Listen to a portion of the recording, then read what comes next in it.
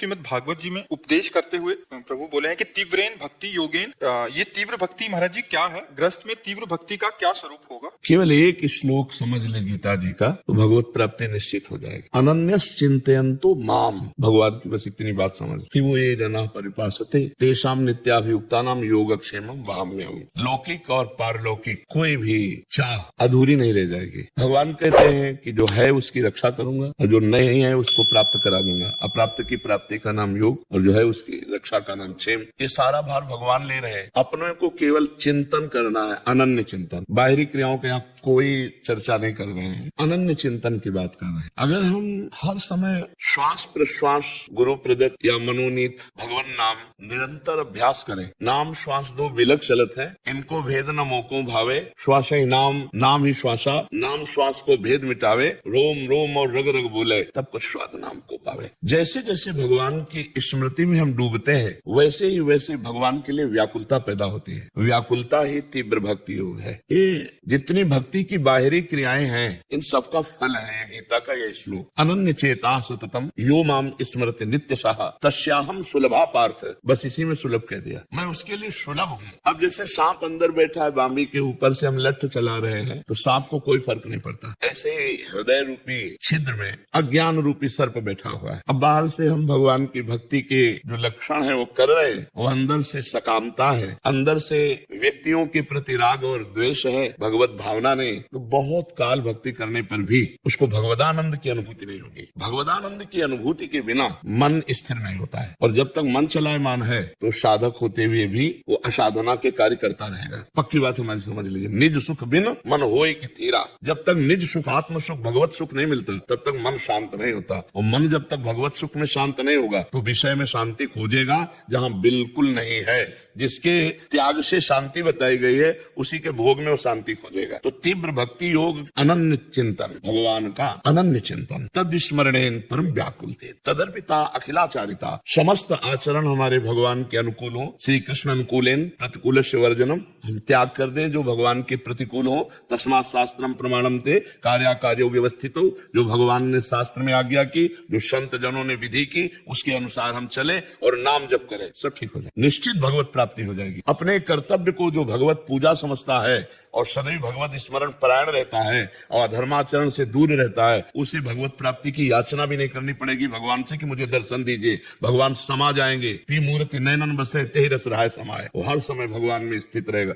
अब बाहरी बहुत सी क्रियाएं हो रही हैं, अंदर से संबंध शरीर और शरीर संबंधियों की ममता और अहमता से युक्त है तो बहुत काल तक बाहरी क्रियाएं करने पर भी भगवदानंद की प्राप्ति नहीं होगी, क्योंकि हृदय गुफा में अंधेरा है। गोस्वामी तुलसीदास जी स्पष्ट कह रहे हैं, राम नाम मणि दीप धरी जीह देहरी द्वार तुलसी भीतर बाहिरो जो चाहस उजियार। अगर भगवान का नाम जिह्वा के अग्रभाग पर विराजमान है तो भीतर भी ज्ञान का प्रकाश हो जाएगा और बाहर भी आमता ममता का नाश हो जाएगा, पक्का। इसलिए भगवान नाम जब हमने जीवन का सार पकड़ा है, भगवान नाम जप और अपने कर्तव्य को भगवान की पूजा। नाम स्मर युद्ध चल। खास बात, मेरा स्मरण और अपने कर्तव्य का पालन। खूब नाम जप करें, भगवत चिंतन परायण रहे। चाहे जैसी परिस्थिति हो, नाम भगवान का ऐसा प्रताप है कि आप हर समय जप सकते हो। अपवित्र पवित्रो वा सर्वावस्थांगतो पिवा या स्मरेत पुंडरीकाक्षम सवायाभ्यंतर शुचि। अब देखो, वायाभ्यंतर शुचि, ये भगवान नाम का भगवान नाम। केवल भगवत स्मरण मात्र से यस्य स्मरण मात्रेण जन्म संसार बंधनात् विमुच्यते नमस्तस्मै विष्णुवे प्रभु विष्णुवे। सब शास्त्रों का सार, सब संतों का एक मत, अखंड स्मृति, तैल धारावत भगवत भजन, अव्यावृत भजनात् तन्मयाः देवस्नाल। तभी बात बनेगी, तभी बात बनेगी। इसके लिए फिर और साधन है। तन्मया स्थिति के लिए कस्तरति मायाम यो संगास त्यजति यो महानुभाव सेवते यो निर्ममो भवति। जो कुसंग का त्याग कर देता है, जाके संग कुमति मति उपजय करत भजन में भंग, तजोरे मन हरि विमुखन को संग, जाके प्रिय न राम वैदेही तजिए ताहि कोटि बैरी सम जद्यप परम स्नेही। कुसंग का त्याग और यो महानुभाव सेवते, जो महापुरुषों का संग करता है। भजन न होई संग बिनु, और भजन बिना नहीं प्रेम, और छिन्हु भजन न छाड़िए धरिए या ध्रुनेम। बिना भगवत प्रेमी भजनानंदी महात्मा का संग के शुद्ध भजन हो ही नहीं सकता और बिना भजन के प्रेम नहीं होता, बिना प्रेम के भगवत साक्षात्कार नहीं होता। इसलिए हम खूब डट के नाम जप करें, अधर्माचरण से बचे, शास्त्र सम्मत अपने गृहस्थ कर्तव्य का पालन करें। पत्नी में, पुत्र में, माता पिता में, परिवार में, ग्राम में, समाज में, सब में अपने भगवान की झांकी देखें। मेरे भगवान ही सब में विराजमान है। इससे बढ़िया और भक्ति का स्वरूप। ये बाहरी क्रियाएं जो है ना, देखो आरती कर रहे हो प्रभु की और चिंतन हो रहा है जगत का, धन का, तो अंदर तो सब गड़बड़ी चल रही ना। सही आरती कब होगी? जब भक्ति कर दीप प्रेम करी बाती, साधु संगति करी अनुदिन राती। भक्ति का दीपक हो, प्रेम की बाती। बोले किस काम मिलेगी? बोले साधु संगत। मत की रति गति भूति भलाई, जब जे जतन जहां जे पाई, सो जानो सत्संग प्रभाऊ, लोकों वेद ना अनु पाओ। अगर हम भगवत प्रेमी महात्माओं का संग करें, खूब नाम जप करें, अपने कर्तव्य का पालन करें, बात समझ गए। इसी से सब प्राप्त हो जाएगा। अध्यात्म का जो चरम सीमा का आत्मबोध है वो भी इसी से प्राप्त हो जाएगा। मम दर्शन फल परम अनुपा, जीव पाव निज सहज स्वरूप, सब कुछ प्राप्त हो जाता है। जी एक दास का भाव और है, ठाकुर जी जब तक धरा पर रहे, ठाकुर जी जब तक धरा पर रहे, कब नहीं है धरा पे? अभी भी है, लेकिन जब लीला में ठाकुर जी थे यहाँ पे, अब नहीं लीला हो रही, अभी भी हो रही महाराज। बस हमको वही बात कहो जो स्वीकृत है जी, क्योंकि नित्य है, सनातन है, सच्चिदानंद में लीला है, तो त्रिकाल सत्य अब भी हो रही है। अब भी ठाकुर जी कहो सो कहा जहाँ प्रभु नाई, हमारे अंदर ठाकुर जी को प्रकट करने वाला प्रेम नहीं है। ते समाज गिरजा में रहू, अवसर पाई वचन कहू, हरि व्यापक सर्वत्र समाना, प्रेम से प्रकट हो मैं जाना। अब भी नित्य लीला चल रही, आपके आंखों में प्रेम आना चाहिए, अभी दिखाई देगा। भगवान सत्य है, सनातन है, त्रिकाल सत्य है, त्रिकाल लीला चल रही। हम ये सुनना भी बर्दाश्त नहीं करेंगे कि भगवान थे, भगवान थे, ये सुनना भी बर्दाश्त नहीं करेंगे। भगवान है, भगवान है। लीला हो रही थी नहीं, लीला हो रही है। हाँ पक्का। अब बात करो। ठाकुर जी पे भी संदेह, दुर्योधन, शिशुपाल इत्यादि को छोड़ ब्रह्मा जी को भी मोह हो गया था लीला देख करके, तो वो भी ठाकुर जी पे। आप संदेह के मार्ग में जाना चाहते हो? नहीं महाराज जी, मैं निवेदन जो कर रहा हूँ वो ये कर रहा हूँ कि मुझे ऐसे लगता है कि वर्तमान समय में आप भी ठाकुर जी के नित्य परिकर। नहीं तो आप कौन हो? आप ठाकुर जी के नित्य परिकर? हम महाराज जी, हम तो साधारण जी, बहुत साधारण जी ना। पहले समझ, इसमें बिजली है ना, इसमें बिजली है ना, इसमें बिजली है ना, इसमें साधारण बिजली है, वही बिजली है। छू के देखो करंट मारेगी। ये सब में समान भाव से परमात्मा विराजमान है। 100 ग्राम, 50 ग्राम, 1 किलो, आधा, ऐसा नहीं है। समान भगवान समान भाव से विराजमान है। इन शरीरों के, इन यंत्रों के कारण बिजली का ग्रहण करना, ये बहुत कम बिजली ग्रहण करेगी, वो थोड़ा इससे ज्यादा ग्रहण करेगी, लेकिन बिजली बिजली है। ऐसे हमारे ये खोपड़ी स्वभाव, इसके अनुसार हम परमात्मा भाव को जितना पकड़ पा रहे हैं, परमात्मा सम रूप से सबके हृदय में विराजमान है। हाँ, जो जितना अपना अहम प्रभु के चरणों में समर्पित कर देता है, उतने उसमें भगवदानंद प्रकाशित होने लगता है, भगवत तेज प्रकाशित होने लगता है। भगवान उसकी वाणी में बैठ करके बोलने लगते, भगवान उसके हृदय में, अंतःकरण में अपना अधिकार, मन कृष्ण, बुद्धि कृष्ण, चित्त कृष्ण, अहम कृष्ण, बका है कृष्ण ही कृष्ण, मत्ता परतरम नान्यत किंचिदस्ति धनंजय, मेरे सिवा कुछ नहीं है। प्रभु, हम आपको प्रभु मानते हैं, आप इधर प्रभु मानिए, और चराचर जगत प्रभु, यही तो भक्त का स्वरूप है। शो अनन्य गति जाके असमति न टरे हनुमंत, मैं सेवक सचराचर रूप स्वामी भगवान, रूप स्वामी, मैं सेवक सचराचर रूप स्वामी भगवान विराजमान। ए भैया, हम सब मायाकृत शरीर में आसक्त चित्त वाले, वो करुणा करे तो चित्त को चुरा लिया, बस बात इतनी। तिनका पड़ा रज के 7 पैरों में रौंदा जाता था, वायु का संसर्ग मिला, उड़ करके राजाओं के मुकुट पर या मंदिर की चोटी पर बैठ गया।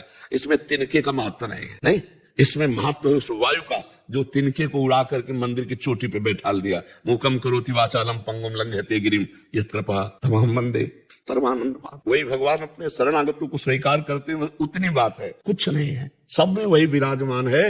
वो जहां अपना अधिकार कर लेता है, जहां दैन्य भाव से अहम समर्पित हो जाता है, वहां वो स्वयं अपना प्रकाश करने लगते हैं। उन्हीं का सारा खेल है, ना अपने कुछ है, अपना कोई महत्व है। वो जहां बैठते हैं वही महत्व प्रकाशित हो जाता है। कहीं पर्दा लगा के बैठे हैं और कहीं पर्दा खोल दिए, बस अंतर इतना है। नहीं, सब में वही विराज, सबको बराबर प्यार करते हैं। मेरे प्रभु का स्वभाव ऐसा है, सब पर मोरी बराबर दया, सब मम प्रिय, सब मम उपजाए। पर हम लोग भगवान से विमुख होकर के संसार की तरफ आसक्ति में बह गए, इसलिए अपने प्रभु की कृपा को नहीं जान पाए। अगर आज भी हम मुड़े तो भगवान का स्वभाव ऐसा है, विमुख भये निमिषौ न अकृपा, जब चितये तब वैसे। उमा राम स्वभाव जी जाना, ताई भजन तज। बिल्कुल पक्का आप समझिए, ये हमारी त्रुटि है, नहीं तो हम सब सबके हृदय में वो विराजमान है। अनंत ज्ञान अनंत प्रेम लिए हुए सबके हृदय में विराजमान है। महाराज जी, मेरा प्रश्न है कि भक्ति मार्ग पर कैसे टिके रहें और क्रोध मोह गिरा देते हैं, कैसे कम करें? देखो, अगर तूफान चल रहा हो, हम किसी पर्वत का अडिग वस्तु का सहारा ले ले तो हम बच जाते हैं। ऐसे काम क्रोध लोभ मोह मद मत्सर ये तूफान है। तूफान ये हवा नहीं है, ये तूफान है। किसी को भी उड़ा सकते हैं, किसी को भी भ्रष्ट कर सकते हैं। तो सबसे बड़ा जो अडिग स्थान है वो भगवान बता रहे हैं। सबकी ममता ताग बटोरी, मम पद मन ही बांधी बर डोरी। सबकी ममता बट करके रस्सी करके मन को मेरे चरणों में बांध दे। भगवान के चरण अडिग हैं। भगवान के चरणों को काम क्रोध लोभ मोह मद मत्सर कोई नहीं उखाड़ सकता। भगवान के चरणों को उखाड़ना तो बात जाने, भक्त के चरण को नहीं उखाड़ सकता। जब बार बार रावण ने कहा भगवान श्री राम को मनुष्य मनुष्य नर, तो उनका तुम उनको केवल मनुष्य समझते हो, मैं उनका एक दूत हूँ, मैं एक क्षुद्र दूत हूँ। और ताल ठोकी और कहा मैं पैर जमा रहा हूँ, तेरी सभा में कोई वीर हो तो उखाड़ के दिखा दे। अगर मेरे पैर को हिला भी देगा तो राम जी वापस चले जाएंगे, सिया जी हार जाए। कितनी बड़ी बात, स्वामी की इतना बड़ा अधिकार थोड़ी सेवक का होता है। सिया जी को हार जाएंगे, वापस चले, उखाड़ दे पैर। राम प्रताप सुमीर पन रूपा, किसी ने किसी की ताकत नहीं। जब भक्त का चरण नहीं उठा पाए तो भगवान का चरण कौन हिला दे। तो अगर हम काम क्रोध लोभ मोह मद मत्सर से बचना चाहते हैं तो हर समय नाम जप करते हुए भगवान के चरणों का आश्रय ले। भगवान के चरण इतने मजबूत है कि हमें कोई हिला नहीं सकता, हमें कोई डिगा नहीं सकता।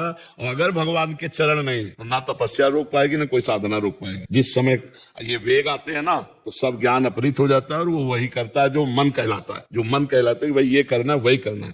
तो इसलिए भगवान के चरणों का आश्रय, हरिशरणम हरिशरणम हरिशरणम। सनकादि भी जपते रहते हैं, निरंतर सनकादि भी जपते रहते हैं। तो हमें भगवान का नाम जपते रहना, भगवान की शरण में रहना, उसी से सब ठीक हो। मुझे मेरे जीवन में ऐसा प्रतीत हो रहा है कि सब कुछ स्वप्न जैसा लग रहा है। ये मेरा मन का कोई खेल है या वास्तविक जीवन है? नाम जप कहते हो कितनी देर? समय समय पर करते रहते हैं, समय समय पर करते रहते हैं महाराज जी। कौन सा समय होता है जिसमें नाम जप होता है? जैसे कुछ काम किया, फिर दिमाग हट गया, फिर उसके बाद नाम जप से रहो।